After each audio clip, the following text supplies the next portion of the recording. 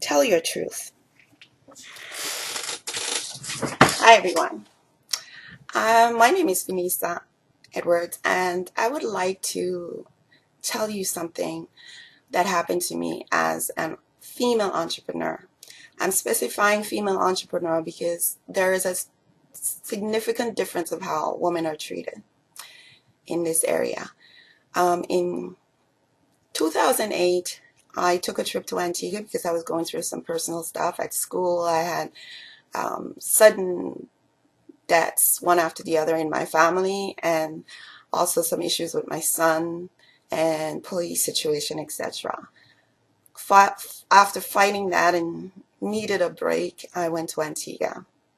While I was there, I met someone while walking down the street and spoke to her. She had locks, very long, beautiful locks, and she saw me wearing something like this just on the top of my head. I had a little bit of braids. I think I was just starting a bit, wanting to lock my hair. And so she looked at me, she goes, "Can you do something for my locks? Like, to hold all my locks?" And I said, "Sure." And so I went and I had some stretch fabric, which was more durable than the one I was wearing. And she had some bandanas, and one of them had a marijuana leaf that she gave to me. So I took the marijuana leaf bandana and I cut it in a circle because I wanted it to be the crown of the head of the hat. So it's like this. There's a circle at the top, okay? And then the body for the locks. This, as you can see, can go back into a skull cap. So I did that. I made it. It was successful. She really loved it, and people were asking for more of them. So when I came back in 2010, I decided to go further with it. And at the time, um, someone told me that there's a program with unemployment for entrepreneurs. So my first attempt, there was a gentleman who I believe either was Haitian or African, and he was very negative. He was like, "Well, there's not enough Rastas to sell your product." And I said, "But in my presentation, I didn't mention Rastas. I mentioned dreadlocks. I mentioned chemotherapy. I mentioned joggers, culinary arts, because I've had a few people who bought the hats who work in the kitchen, and they were so happy because it kept the sweat from running down their face from the heat." So um, it was very disappointing, those comments, but I didn't stop because I know when people do not hear about something for the first time, it's not usually a positive response, and that's normal. So anyway, I didn't get through for that first time, the program. When I finally got in, which was 2011, there was an insistence on French and doing the whole program in French. And at that time, my French, ce n'est pas comme aujourd'hui. C'était très mal. I didn't know, I didn't understand much. I had to really focus, and it was very, very stressful. So it took away from working on the project more and getting a really good, solid business plan. And anyway, I completed a business plan in English. It wasn't to where I really wanted it, but I was able to develop it more after finishing the program. And doing the research, I went to Toronto, New York, and remembering what happened in Antigua and seeing people actually lining up in a long line to get their locks and hair braided beautifully. I thought, okay, I'm going to add a service to this product. And I actually dreamt of the name Inheritance. And it came to me with seeing products in the dream with inheritance on the label, with shampoos, scalp treatments, natural products, all natural for the skin, your lips, beautiful.